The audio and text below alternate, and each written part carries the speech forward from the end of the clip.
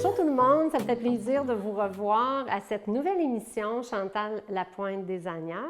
Alors à cette émission, on va justement vous parler de tendances de design, on va vous présenter une rénovation qu'on a fait en entier, un avant et après. Ce sera une émission aussi d'information. Évidemment, on vous présentera aussi des fournisseurs dans le domaine du design et de la construction.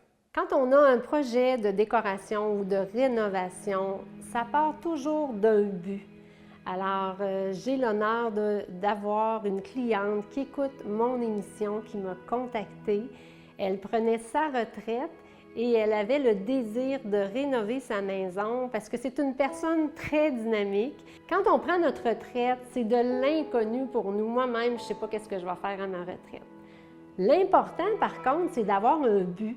Quelque chose qui va faire en sorte qu'on va avoir plein d'énergie puis qu'on va bouger. Parce que c'est un rêve, notre retraite. Alors, la cliente qui écoutait notre émission m'a contactée pour avoir mes services. Ce fut un plaisir pour moi parce que c'est une rénovation complète, un gros avant et après qu'on va vous présenter. Cette cliente, elle avait quand même des demandes spécifiques. C'est une personne qui cuisine énormément. Elle avait beaucoup de lacunes au niveau de l'emplacement de ses appareils, au niveau de sa cuisine. Elle manquait de rangement au niveau de ses garde-robes. Elle avait quand même un grand bureau, mais étant donné que là, le télétravail n'était plus présent à la maison, on pouvait prendre un peu d'espace dans son bureau pour justement le repositionner pour une autre pièce. La salle de lavage. La salle de lavage n'était pas tout à fait adéquate. Alors, on avait un besoin d'agrandir et comme on est plus souvent à la maison, on veut que ça soit parfait. Pour la salle de lavage, elle n'avait pas vraiment d'endroit pour faire sécher les vêtements. Manquait de rangement, de comptoir, de pliage. L'espace était vraiment restreint. La salle d'eau pour les invités. On aime ça quand on reçoit, créer quelque chose, une ambiance. Et offrir justement un moment de plaisir aux gens lorsqu'ils vont profiter d'aller à la salle d'eau et de voir quelque chose qui va les faire rêver. C'est ça qu'on va vous présenter. Le hall d'entrée aussi a été réaménagé en entier. Aussi, on a ouvert, on a dégagé, on a enlevé des murs. Écoutez, on est allé chercher beaucoup de luminosité, donc c'est plaisant pour elle parce qu'elle va se retrouver dans une maison plus régulièrement et finalement très ensoleillée, très agréable de s'y retrouver. Alors vous allez voir, là, c'est tout ça qu'on va vous présenter, c'est magique, hein? L'importance des choix de matériaux et d'écouter aussi, moi, mon but premier, c'était d'écouter quels étaient ses besoins. Parce que prendre une retraite, elle y avait pensé quand même longtemps d'avance. Et aussi, elle avait vraiment des points spécifiques qu'il fallait que je respecte. Et on va tout élaborer ça de fil en fil durant la saison. Après avoir écouté les besoins de la cliente, c'était très important aussi d'élaborer les plans de mon côté. Alors, j'ai pris quelques semaines pour travailler les plans avec plusieurs idées, une idée A, une idée B. Et on s'est rencontrés à plusieurs reprises parce que c'est important qu'elle se sente bien dans l'aménagement et l'espace et toutes les rénovations de murs à abattre, voir si ça lui convenait. Par la suite, les plans étant approuvés, nous avons sélectionné un cuisiniste qui est Cuisine AC pour faire l'enveloppe de la maison, tout ce qui était de meubles et de vanité. Alors, on a rencontré le fournisseur, on a fait la sélection des matériaux. Vous allez voir, c'est très classique, très sobre, mais évidemment très tendance et chaleureux. C'est un projet quand même qui avait beaucoup de complexité et beaucoup de détails. Après la pause, je vous amène voir ça.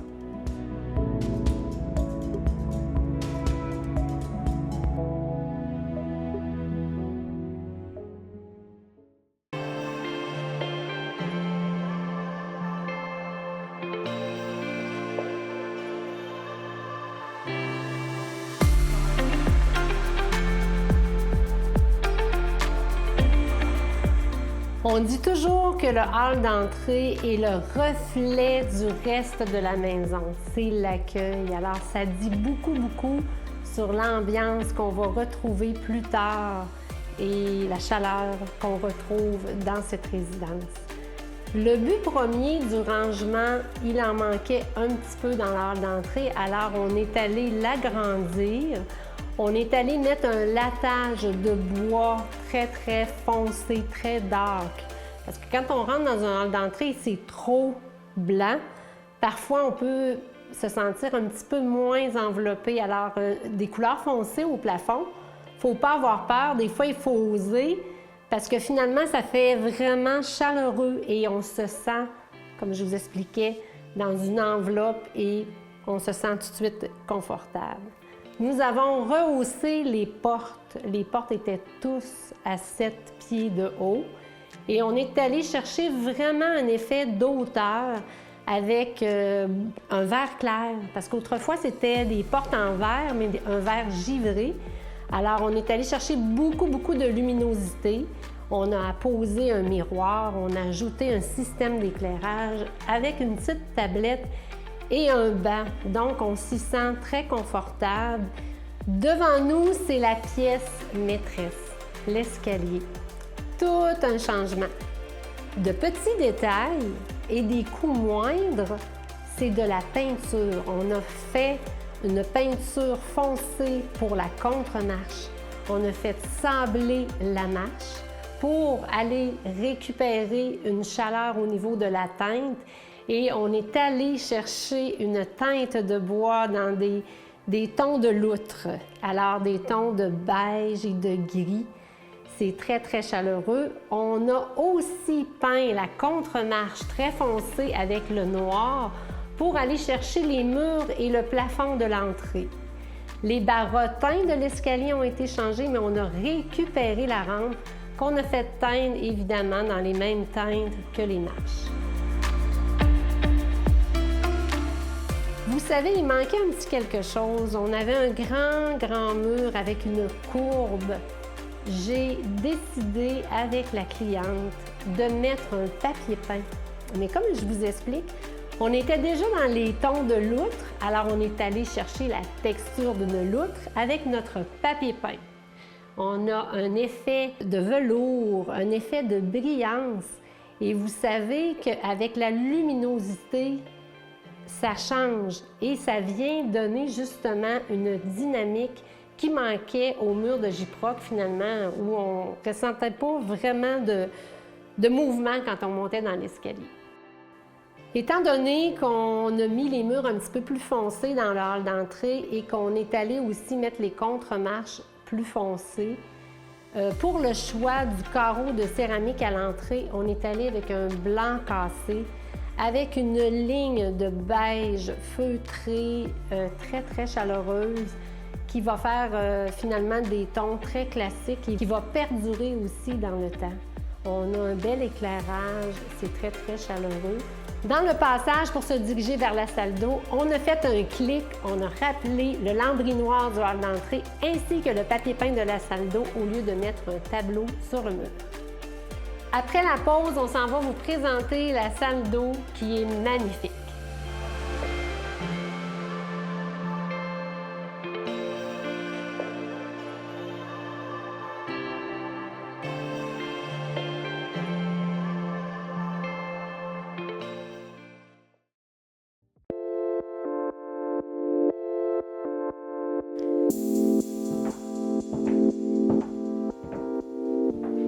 Je me retrouve dans la salle d'eau.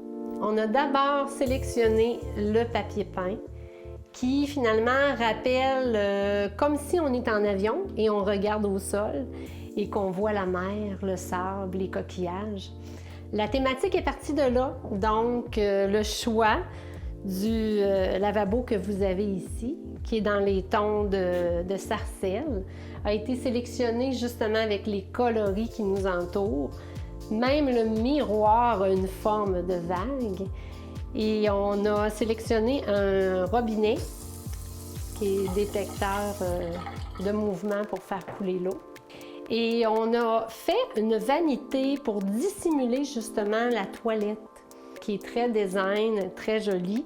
Et le meuble vanité avec le petit lambris de bois, très, très chaleureux, très actuel. Et le carreau de céramique au sol qui est identique à celui du hall d'entrée dans les tons de blanc cassé.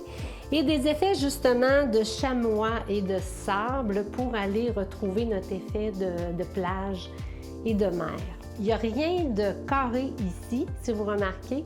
On est dans un espace restreint.